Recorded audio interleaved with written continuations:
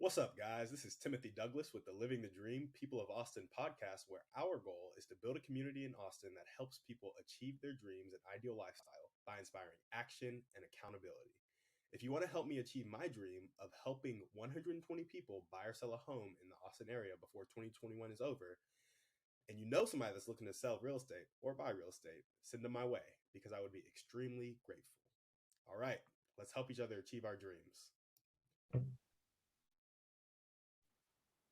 All right. Hey, everybody. Welcome back to Living the Dream, the People Boston podcast. And today we are here with John Harrell, who is an author, podcaster, and speaker. And I had the privilege of being on his podcast not too long ago. And we'll link that down in the show notes for later if you want to go check that out. But John, how you doing? I'm doing very well. How are you this morning, Timothy? Doing great. Doing great. Thanks for asking. And so on the show, we just like to hop right into it and get to know a little bit more about you. So why don't you go ahead and start telling us a bit about your family? Sure. I was raised in a small town called Sherman, Texas. It's 60 miles straight north of Dallas. I always call it a good place to be from. And I grew up with my dad and my mom both in the home, but it was a really violent, fear-filled home environment. And so I would get beaten just for spilling water or something. So I grew up with this real deep insecurity and trying to manipulate away my way around that. And I've had to learn how to not be that person as an adult.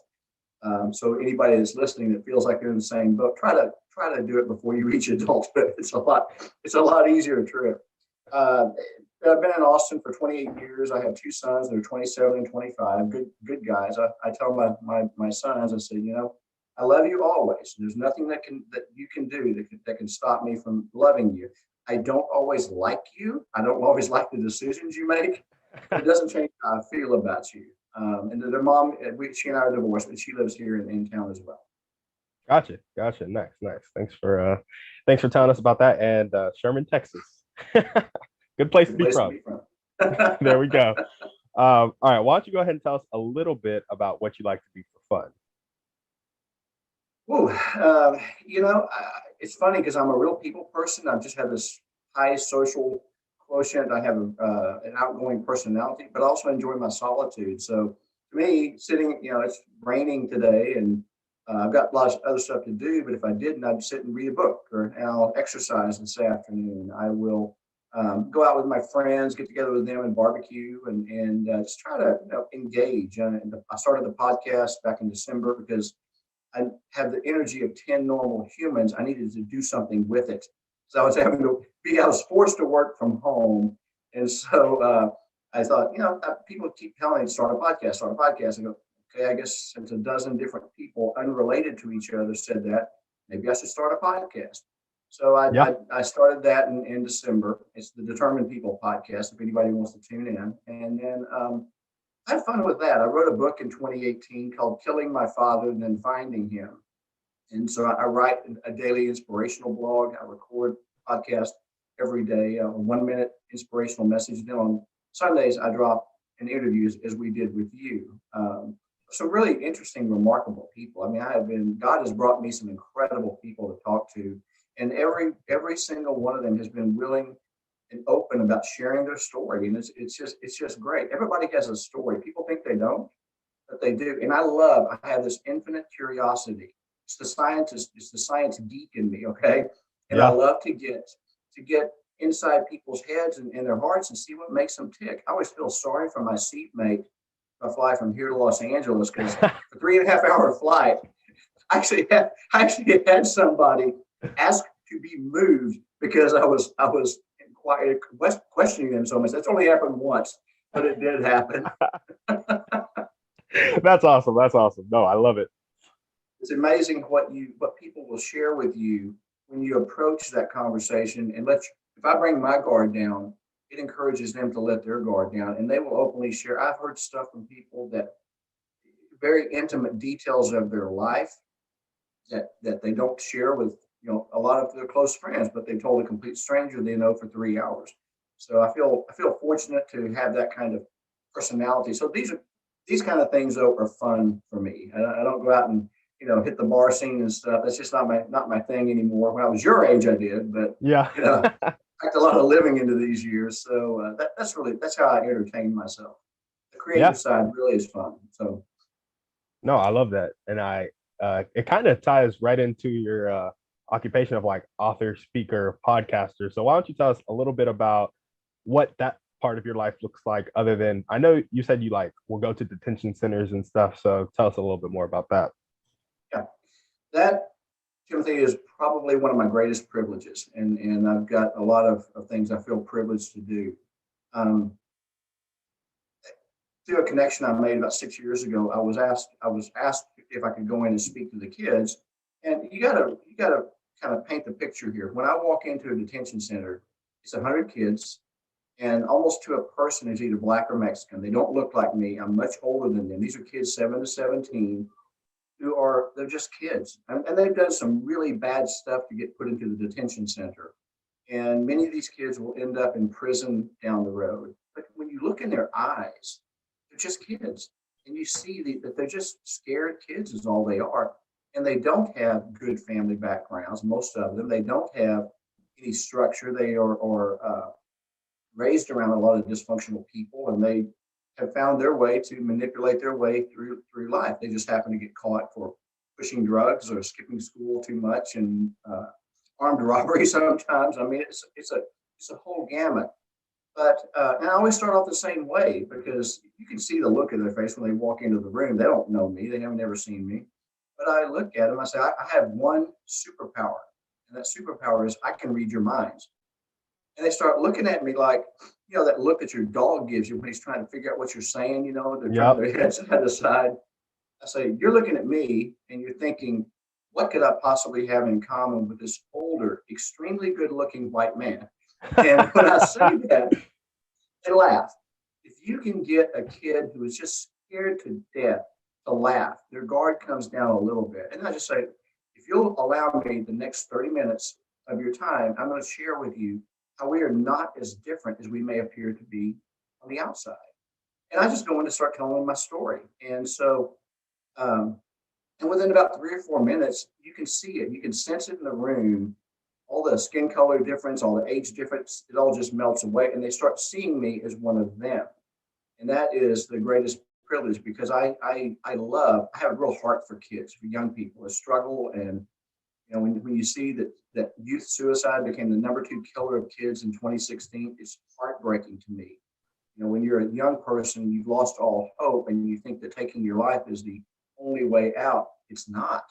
So try to make an impression. And I know that I'm effective.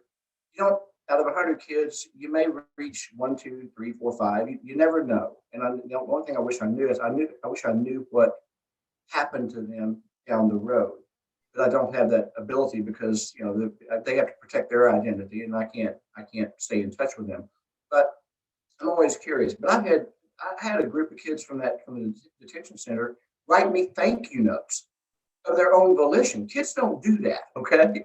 I mean, kids just don't write thank you notes, but they did. I got 14 of them. And I'm like, I still have them. They're really hit me at the heart. And so, but the thing is this. Let me back up on that a little bit. Had I not grown up in a crazy, fear-filled home, I would have no credibility going into that detention center and talking to them about a screwed up family life. If I had what I would call a normal, happy family and all that, we were still a close family, it wouldn't happen, because I'd be just some other guy in there talking about how to set goals and dream dreams and live that and all that. But I come to them with an area that they can empathize with. We have a common connection there, and it's great. I leave. I'm always exhausted when I leave, because I give 2 talks, and at the same time, I'm just on top of the world. I feel so good being able to reach those kids. So when we talk about stuff that is a touchy subject, we talk about youth suicide, and I'll say to these kids, I'll say, in a group this big, I know there's some of you that have given up hope. There's some of you that plan to pull a plug. You're done, and I'm just going to ask you, give it, get back up, get back in the ring, give it one more round. If you get knocked down, get up and go swing again, and keep fighting, because what you are experiencing now won't last forever. what you're experiencing now is just right now, but you've got to keep hope and just keep looking down the road, and you will get there. You will get out. This won't last forever. And the truth is that the people that work in the detention centers are wonderful people. They are there because they want to make an impact on those kids' lives. And kids that are in there are pretty scared, and they don't trust adults because that's not worked out so well for them. Yeah. But I encourage them to step out on that limb, because the people that work there, and I know them, and a lot of those people have been there a long time. They're not going to betray your trust. They're going to help you and guide you, and they can help you make a turnaround in your life. But it's not like flipping a switch. It doesn't just immediately happen. We live in the FedEx society where we get everything tomorrow. Well, I really want it 2 days ago, right? Yeah. But it's like, if you will just open up and let them, you've got good people around you here.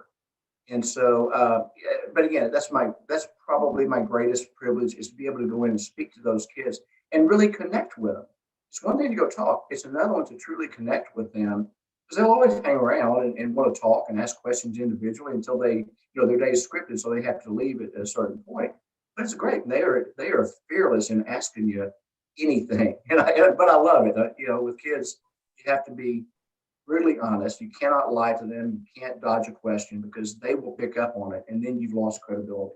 So anyway, I can talk about that till this time tomorrow on one breath, and I really can. I just enjoy it. Yeah, no, I love it. Thank you for telling us about it. Just curious, you talked about how you would talk to these kids who range from 7 to 17, correct? Mm-hmm. And you're talking to them about like keeping their perspective like forward, and like, you will get through this, you can get through this, like, stay focused. But as a kid, I know for me, when I was like 13, I would think things were going to be permanent that literally lasted for 5 to 6 months, And my question to you is, what are some of the common objections that come up with that, keep that perspective long for the kids? I've had a kid or two actually tell me privately after the talk that they were the ones that were going to pull the trigger when they left, and they decided that they were going to stick it out.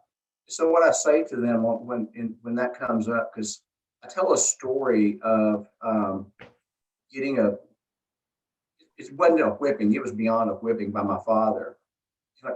He made me strip naked in front of my friends, and it was humiliating, absolutely humiliating. And I was just dying inside, because, when you're a 12-year-old kid, all you can think of is, it's not just the physical pain, it's the emotional pain. And you think about that kids at school are going to find out, and you'll be absolutely humiliated, because you don't want people to think that you grow up in a crazy house. You want everybody to think everything's cool, everything's good. And I said, I bring this up. I'm glad you asked that, because I bring it up and I say, look, at that point in my life, I'm going, at that point, I lost any relationship that I was possibly ever have with my father. And I'm an optimistic person, eternally optimistic, to the point where I nauseate people. But I say, at that point, I still have 6 more years before I can leave my parents' home. I never thought about running away. I guess I was too scared to run away, to tell you the truth. But I never thought about that. And I just thought, I got 6 years. That's, when you're 12, that's half your life. It Yep. seems like an eternity. So, I'm just going to have to put my blinders on, and I'm going to have to do it one day at a time. But that day will come. I will get there. And that's the best advice I can say to them, because, it seems like forever. You're never going to get away. You have no control over your life when you're there. You can't even drive. You can't escape. And in the last year of the pandemic, when kids are forced to stay home from school, and parents that are abusive parents are there with them, well, school at least gave the kids a little bit of a break. That was taken away. So I thought about those kids a lot over the last year, just thinking what's going to happen with those those kids that are from bad homes, and that happens. Abuse happens in nice neighborhoods. It happens in crappy neighborhoods. It doesn't have a social status attached to it. But it does. What is remarkable to me is how many how few whites are actually in detention. And I don't really know why. And I haven't had an opportunity to have a conversation with somebody that is in administration about it. Because usually I don't have a lot of time with them, but I'm curious because these are so societal things that make me, I question everything. In science, I'm a science geek, as I've said, but in science, there are no answers. There's just more questions. And Yep. so it's just what keeps you going. But sometimes there are some whites in there, but it's very few, usually no more than 2 or 3 or 4 or so. But again, every kid that's in there has done some bad stuff. And a lot of kids that they hang around with have done some bad stuff. But people want to belong, so they tend to belong to groups of bad kids. Could be there's some gang members and stuff, and all. So, but to answer that question and not ramble any longer, just try to say you got to get tunnel vision and just live your life one day at a time. You can get through it. I encourage you to get involved in things at school, such as sports. If you're not sports, if you're not athletic, get involved in choir, or get involved in acting, theater. There's nothing wrong with that. It gives you the emotional outlet to deal with all the stuff that you're holding inside of you. If you don't have a way to get rid of it, it will come out, and it doesn't come out in a good way. You've got to find a way to have that emotional release. Yeah, no, absolutely. Love that advice. One day at a time, focus on what you can. And the distraction. I'm actually a psychology major, and I'm not the biggest fan of college because of how a lot of the stuff isn't translatable into the real world. But one of the things I did learn was that a lot of people with depression, there are kind of two ways people cope. You either ruminate or you distract yourself. And the people who distract themselves have like longer term are happier than the people who ruminate on their depression. So rather than sitting there and thinking about it, having a positive activity to distract yourself that's maybe around some other people is a great way to cope with a situation like that. So I love what you're doing for the kids, John, and I appreciate it because there are a lot of them that need you. But going on that, you've talked about your passion for kids, and a lot of the stuff you do in life is built around that passion for helping people. Just let's get a little bit more specific about what exactly is your motivation for all of this. Ooh, good question. How long do we have? We got as much time as you need. Yeah, I believe in helping the community. God put me in a situation for a purpose, and I can either sit on it and not use it and be glad that I'm healed from it because I'm healthy mentally, physically, emotionally, and spiritually, or I can take it and I can help other kids that are struggling. And I speak to adults as well. What I found is that a lot of adults carry stuff into their adulthood from their childhood that they've never resolved. And I think it's one of the reasons that we have such a high divorce rate is because people are trying to find somebody to fix them. And it's like, no one else can fix you. You have to do the hard work on yourself. Hey, I've done it with a psychotherapist. It is hard as hell and it's no fun. Oh, yeah. But it is worthwhile because you get through these things and you see, for one thing I saw was sorry, I ramble a lot, but it was a coping mechanism for me to kind of stuff that stuff down when I was a young person. It was just a coping mechanism to get through. It's not a healthy coping mechanism for adulthood. So I had to relearn a lot of ways that I think and a lot of ways that I would process emotions. So when I found the right psychotherapist. In fact, in my book, I have his name in there because I've probably sent a dozen people to him over the last decade. He's just the right guy. But I would talk to him about, I could get these not anxiety, but just butterflies in my stomach, like this emotion coming up, or kind of a fear, if you will. And his response, he just said, well, just sit with it. Sit with it? I don't want to sit with it. He goes, I know you don't, but in the past, you've done something to avoid it. And how's that worked out for you? Well, okay, you're right. I may not want to hear that, but you're right. Yep. And he said, just sit with it. He said, because what you're going to learn is this. The longer you sit with it, it's not a one and done cure. But the more you sit with it, the more you're going to weaken its power over you.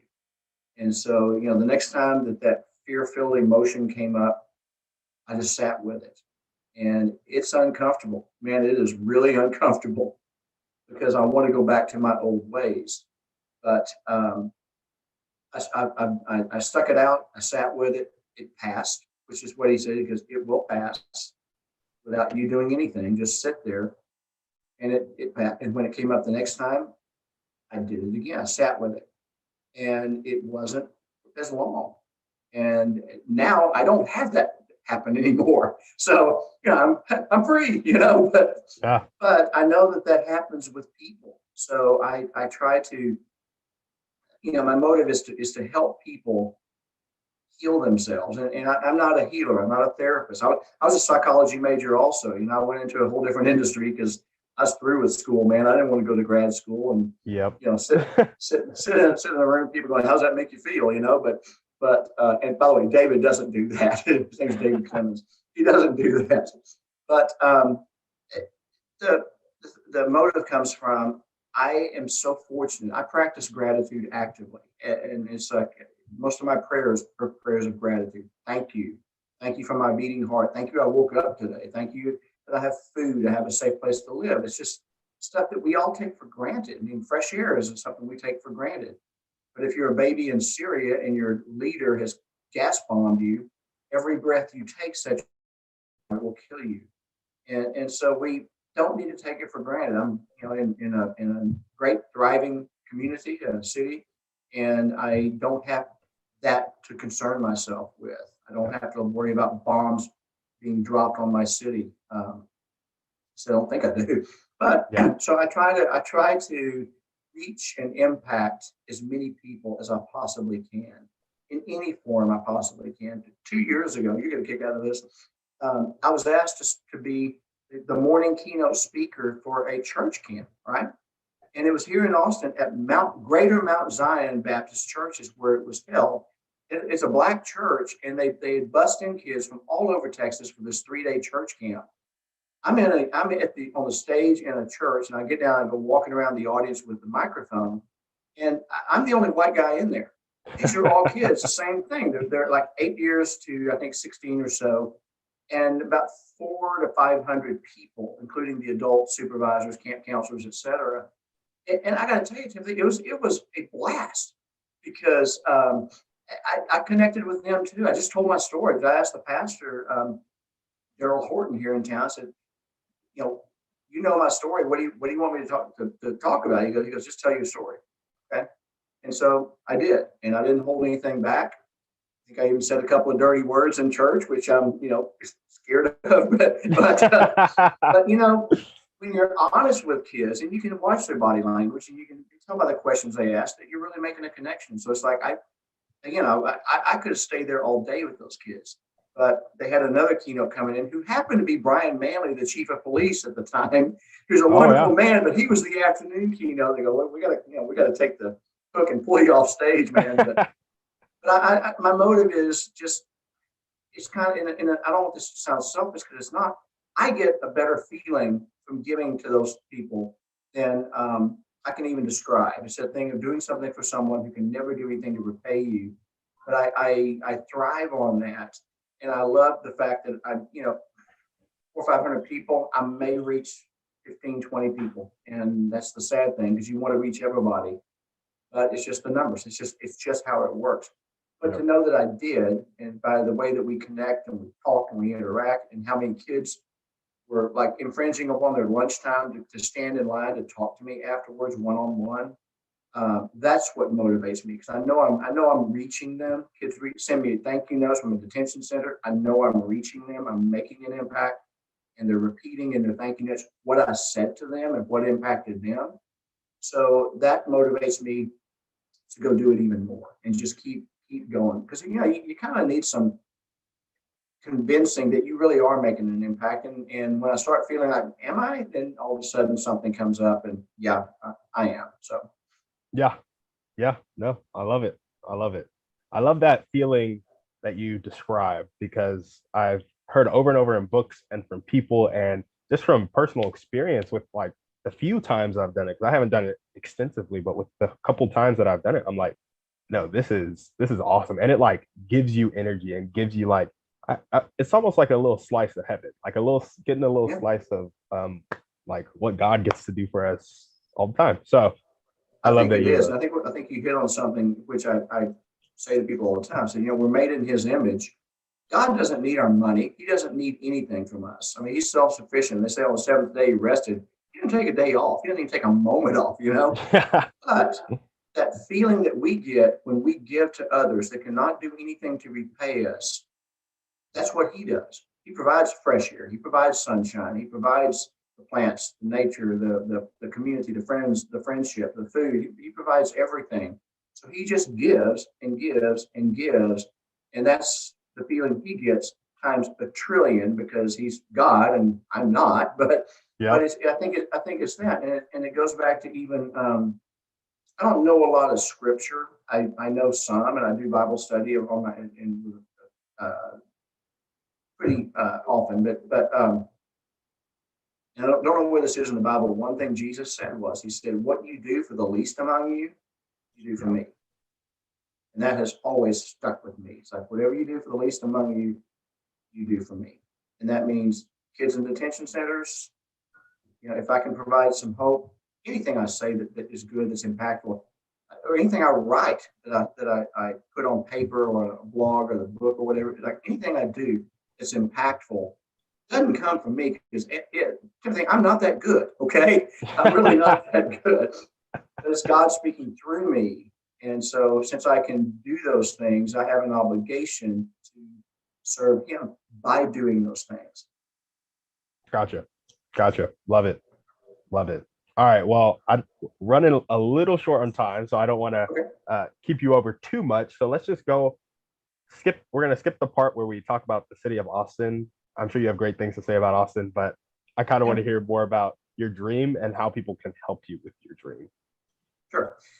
First of all, I am always looking for groups to speak to, always. And it doesn't matter if it's kids or adults. I have a way I have talks I can give that are from the heart.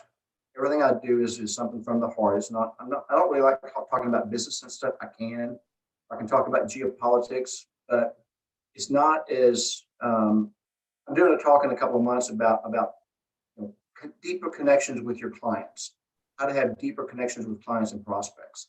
And that is about everybody that you meet, everyone. It doesn't matter if you're in Austin, Texas, if you're in Moscow, if you're in sub-Saharan Africa.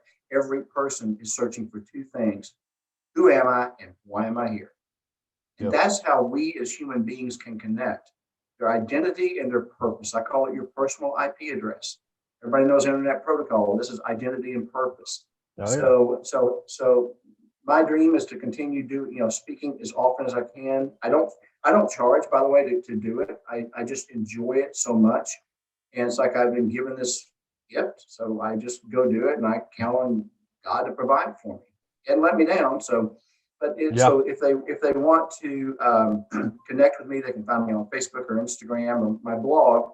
My blog site is www.seeking-grace.com, or they can go to my webpage, which is www.johnharrellauthor.com. JOHNHARRELLAUTHOR.com. My podcast is fed into that. So every day the new podcast loads. My daily inspirational blog is fed into that. So they can go to the blog and read that if they wish. And they can contact me through email address. I answer every email that I get. And I wrote the book 3 years ago and I've gotten hundreds of emails. It takes some time because I get a lot of email, but I always will send an answer back. If someone takes the time to email, I will always answer them. So any opportunities to do that, to serve the community, especially with kids, I welcome that because I love kids and I have a heart for kids. And I know kids are struggling, absolutely struggling, and they need confirmation that they are valuable. They are here for a purpose. There is a reason for their life, and it's more than what we just see around us. It's so much bigger. So I want to help them, encourage them to dream big, worthwhile dreams.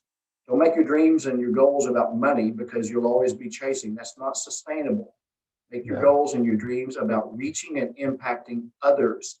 And then you get paid in a way that you can't put a value on because it is absolutely priceless. I hope that answered your question. Yeah, no, that's great. I love that. And so just kind of gleaning from that, you really want to help as many people as you can. I assume that's your dream. And the way that you really like to do that is speaking engagements and getting to have conversations about that personal IP address. Correct. And just Love it. How to start healing the stuff inside of you and that is damaged. And again, I'm not a psychotherapist, but I can tell you that if you actively will practice gratitude, meaning just write down 3 things, write down 1 thing in a journal in the morning time that you're grateful for. Maybe it's a conversation you had with a friend the day before and you really had a deep conversation that wasn't surface stuff, right? Write it down because over time, practicing gratitude changes the biochemistry of your brain. You as a psychology major know that. And it changes it for the better. You start seeing the world and seeing other people through a different prism. It opens your eyes to so much more when you do this. And so, when you're talking to kids that are under lockdown about practicing gratitude, they're like, "What do I have to be grateful for?" Well, and then I walk through some things that they just pointing out what they should be grateful for. So yeah, no, absolutely, love it, love it.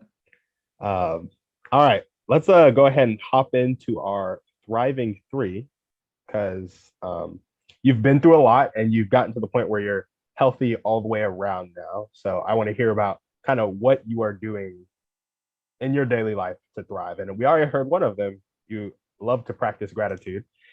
But yeah, I like to ask about how people like to learn or how they like to just gain more information. And I do that with what's your favorite book? And so let's go ahead and start there. What's your favorite book? Favorite book and favorite movie of all time are the same, To Kill a Mockingbird. Yep, love it. In fact, I have a picture of Atticus Finch and Tom Robinson on my wall in my home.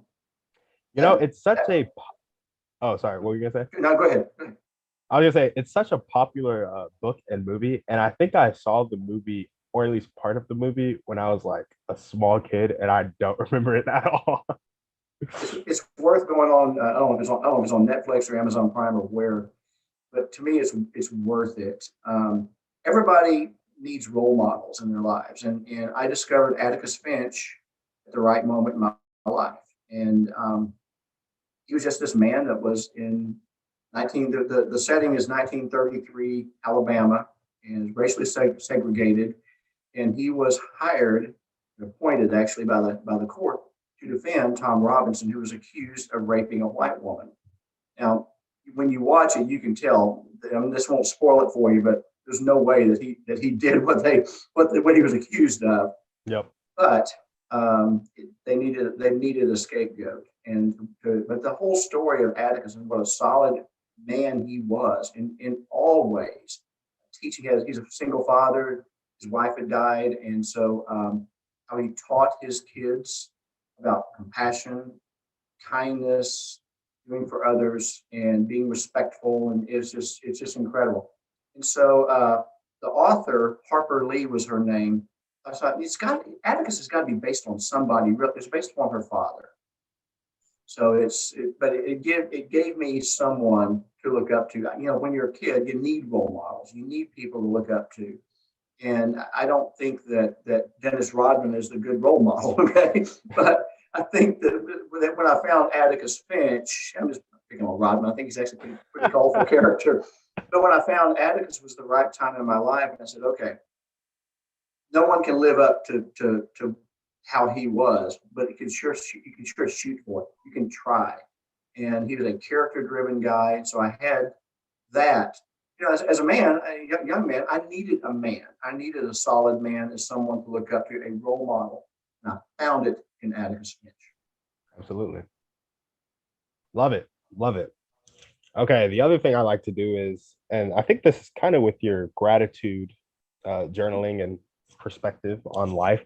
What is one way you like to care for yourself when things get stressful, or just daily when things are like normal and you just want to make sure that you're well maintained? Typically alcohol. I'm kidding. I'm kind of hardwired differently, Timothy. I don't have bad days. I always joke about it. I go, well, I only have one bad day a year, but I already had it, so you're safe. It's not today. But I really don't. I don't get down or depressed like people do. I don't have bad days. I don't let my moods control me.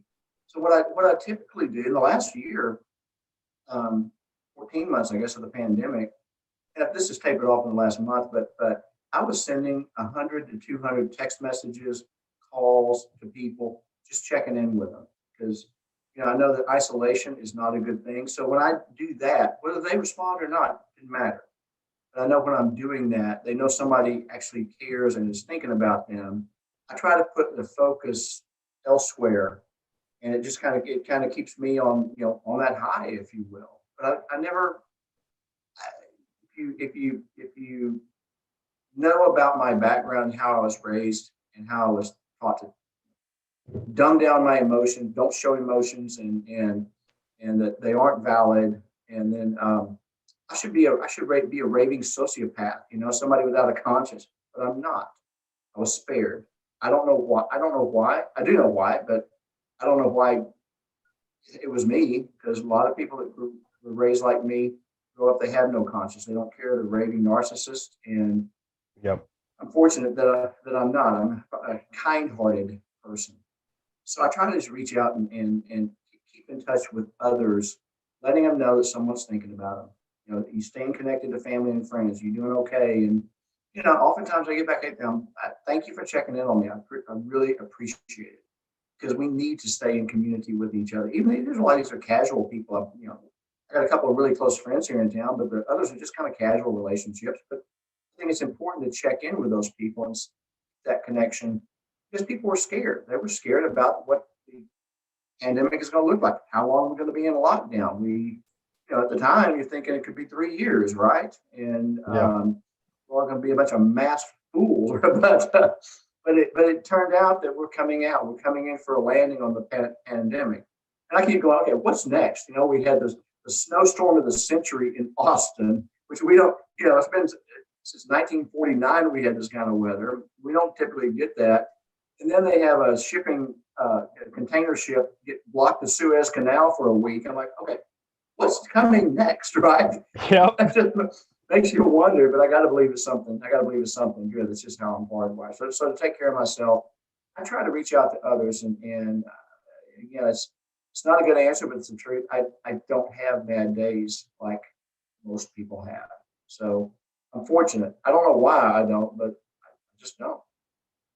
Hey, that is a fantastic answer. And honestly, I think it's the best one I've heard literally ever, because that is like the epitome of you take care of yourself by choosing to go out and take care of others. And if that's not like dying to yourself and not letting your mood like get you, and choosing to like bear that cross and love others, I just saw straight gospel in your answer, which is why I really appreciate it, because you're like, I don't know why. And I'm sitting here like, well, I know why.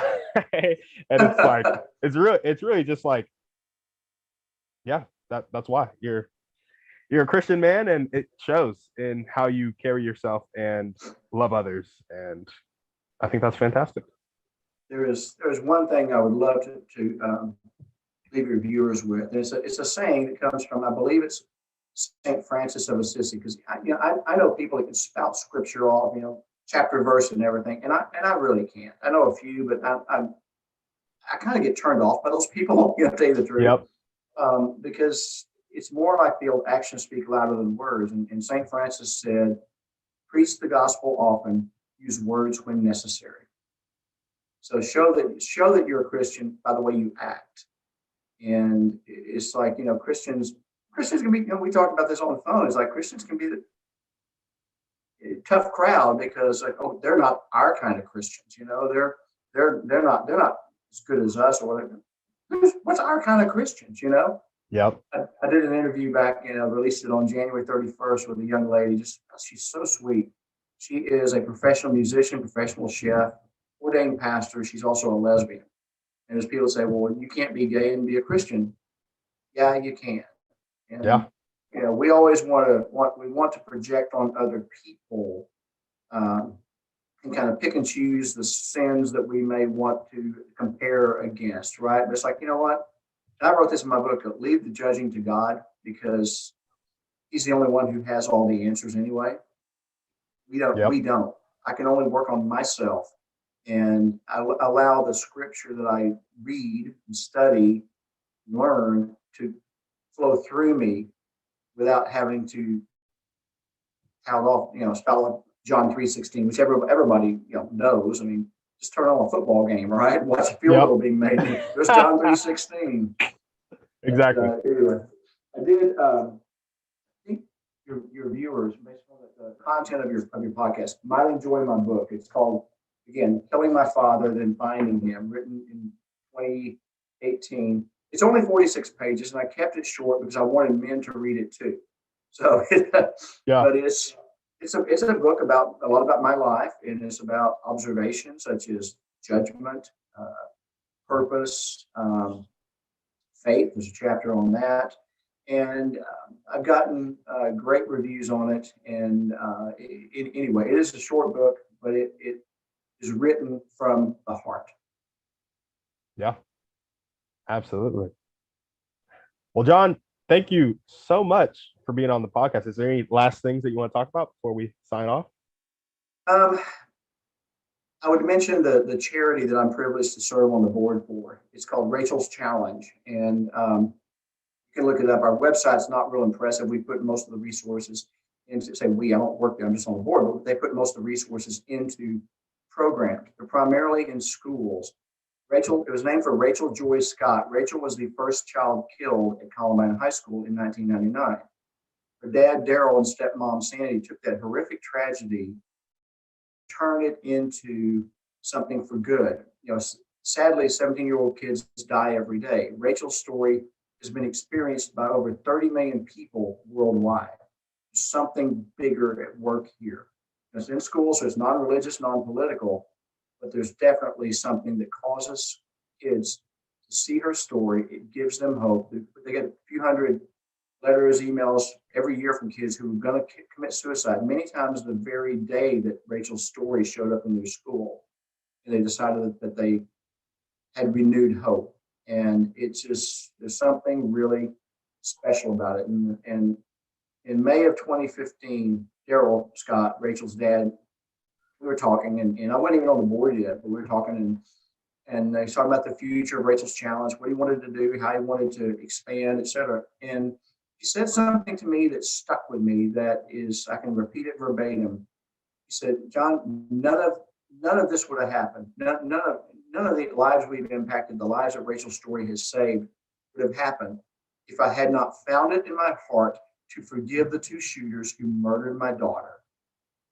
That is forgiveness on a level most people never get to and never need to get to. And I certainly don't want to ever be in that position. But that is the power of forgiveness. And he said I was able to do it pretty quickly, which is kind of wild. But anyway, that is the thing I would say is Rachel's Challenge is another great privilege I have serving on that board.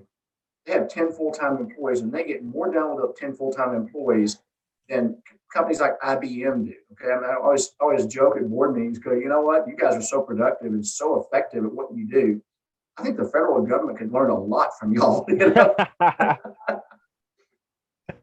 Yeah, no, absolutely. I'm so glad you brought it up because I meant to ask about it, I think in the dream section, and I just slipped my mind. So thank you for bringing that up. And what it primarily does is it goes into schools and tells the story for kids and helps them. They use it's about an hour and 5 minute presentation using a speaker and also multimedia. They'll show for middle schools and high schools.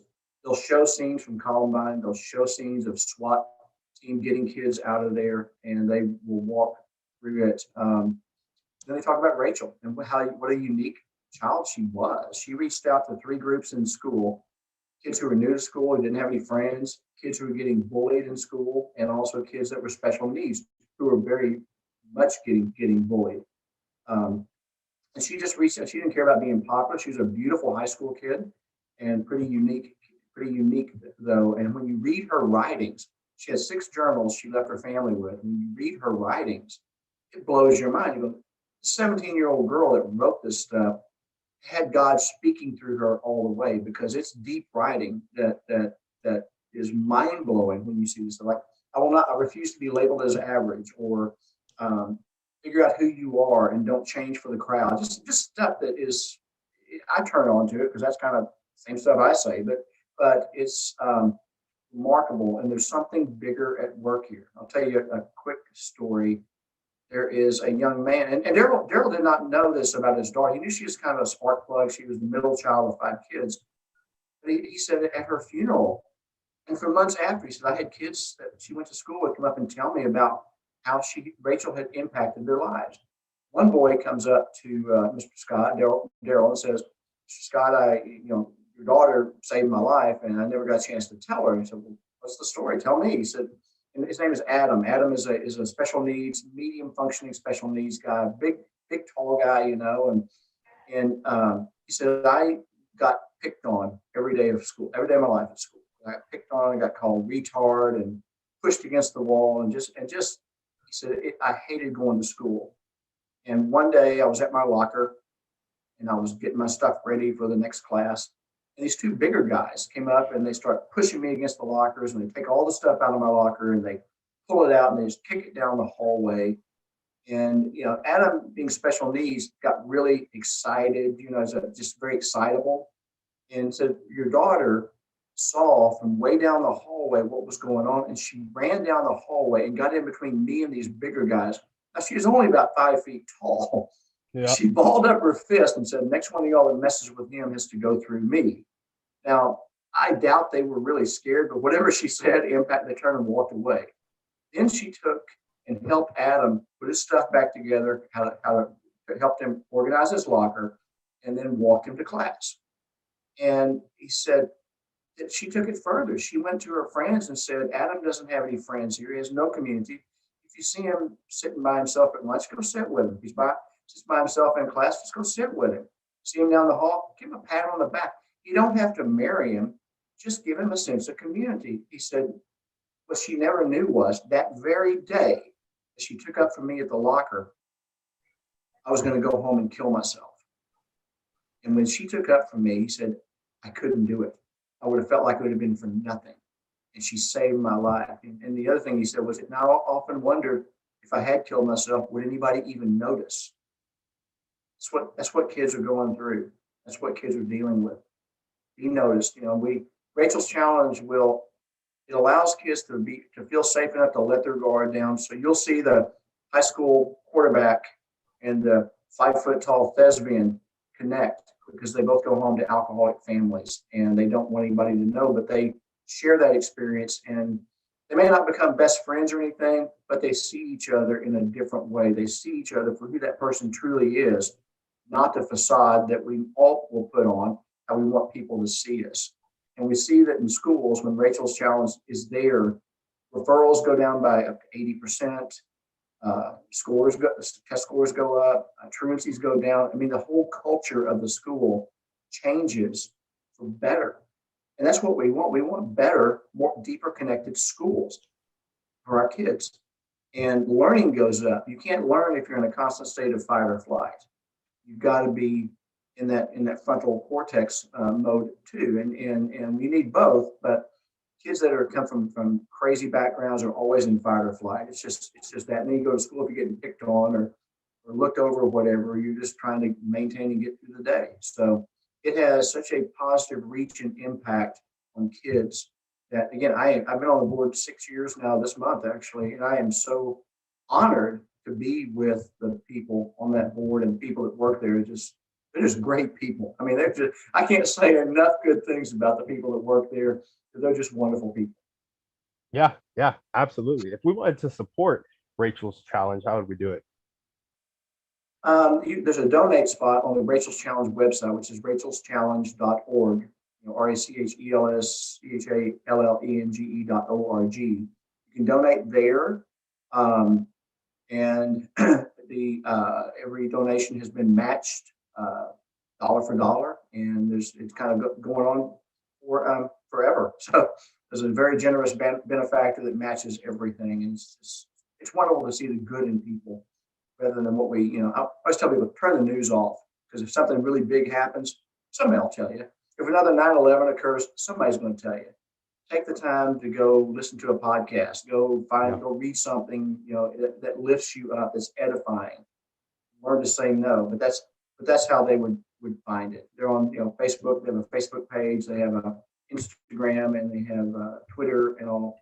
And they're really kind of beefing up the social media presence. But it's again, it's one of those things I'm privileged to do. And who'd have thought 20 years? I never would have thought that I'd be connected with somebody that lost a child at Columbine. When I'm watching it on TV, watching it happen, you just never think you're going to be connected, right? Yeah, absolutely. God does work in some unique ways, man. But I am perfectly matched for that organization because of their focus on young people.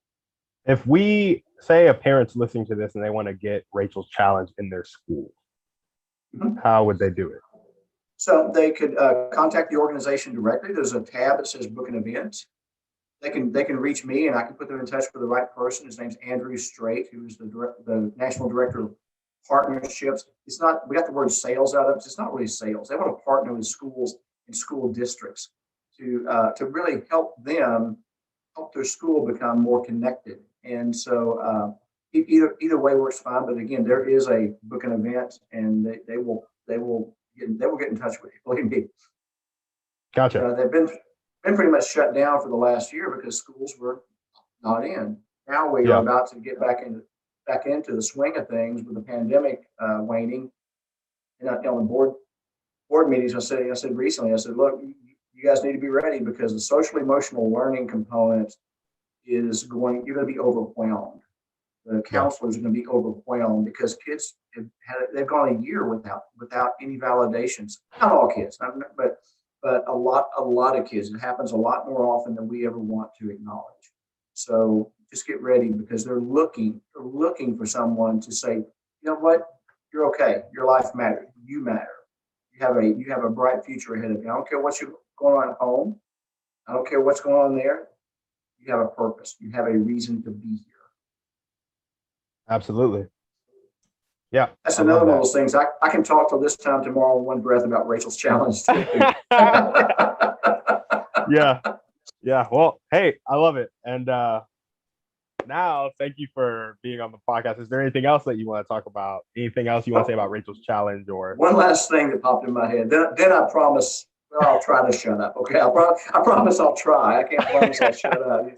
I love to engage like this. But I think that we can solve all societal ills if we just do a two-step approach. First one is start seeing yourself the way God, the Creator, sees you. He doesn't make mistakes. He doesn't make junk. He made you and me and everybody we see exactly the way He wanted us, for purpose. You can start seeing yourself the way the Creator of the universe sees you, and accept that. You connect your head to your heart on that when it becomes part of who you are. It's a second step. Start seeing other people that way. You start seeing other people the same way that you see yourself, with the vertical connection with the Creator. You take it horizontally. Then we get rid of racism. We get rid of bigotry. We get rid of hatred. And I know this is a huge dream. There is evil in the world. So you're not going to reach everybody. But if you reach 20% of the people, think of how the bar would move for good, right? Yep. So I think that is a thought that I would encourage your viewers to take home with them and say, okay, let me just start seeing myself the way God, the Creator, sees me. And all of a sudden, when you connect the head to the heart on that one, your internal value goes up, because you realize God doesn't make junk. He doesn't make mistakes. So as humans, it's hard for us to get our head around that, right? Because I'll make thousands of mistakes over the course of the day, the hour. Right? I mean, it's just how we are. But He doesn't, and everything is going to be for His purposes. But start seeing yourself there as step one. Step two, see other people the same way. It cures a lot of societal ills that we are experiencing right now. So and anything we can do to help that, I am for. And so, and even people that don't believe in God, I'm like, that's fine. He believes in you, and he's at some point you may, but Yeah. I think that is what I would like to leave. That thought is what I would like to leave your viewers with: the vertical relationship and then the horizontal relationship. And it doesn't turn you into some religious weirdo or nut or something. I mean, people are scared about talking about God because, like, am I just like going to be standing on the street corner with a sign, or no, not at all. You're still a person. You're still the same person, but you just have a whole different mindset of your purpose, and you validate yourself, and you realize that I am here for a reason. I am here for a purpose, and I don't always know what it is, but he does. And if I wake up every day, then he's not through with me. No matter what our worst things is we've ever done in our lives, worst thoughts we've ever had, it's all been taken care of. It's all been forgiven, and just don't let that stuff hold you back. So with that, I will shut up. But thank you for having me on. It's an honor, and I really appreciate the opportunity. So this has been great. It's been a great hour. So thank you. Yeah, no, it's been fantastic. Thank you so much for coming on. And if you're listening to this and you want to help John out with his dream of helping others, and you have some sort of speaking engagement that he can come to local to the Austin area, or can it be somewhere else, John? Yep. Okay. I've given talks in Los Angeles. Okay. If you have a speaking engagement anywhere that you want John to come to and talk to, please hit him up. All of his information will be in the show notes. Also, if you heard about Rachel's Challenge and what they do, and it just touched your heart, and you want them to come into your schools, their website will also be in the show notes. Go on the website, donate, book an event, do whatever you can, because they are changing our schools, and our schools are important because that's where our kids are. Right. All righty, John. Thank you so much, and I hope you have a great day. You as well, Timothy. Talk soon. All right. Talk soon. All right. Thanks for listening to the podcast. Remember, help out our guests if you can. Hold them accountable. Accountability is key. Also, we would love to have you on the show to talk about your dreams. Let's make them a reality. Finally, if you know anybody that's looking to buy or sell real estate in the Austin area in 2021, send them my way. All righty. Have a blessed day.